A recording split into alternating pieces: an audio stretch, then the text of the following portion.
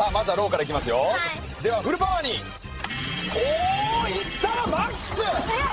まだ笑ってないぞ来るか出たアウトさあまずはセーフモードでスタート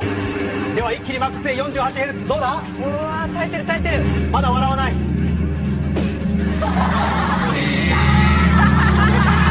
失敗制限時間はなし先に白い噴水が出た方が勝ちですそれではスタートおおすごいスピード泡がすごい中の液体上がってきてますよいけいけいけ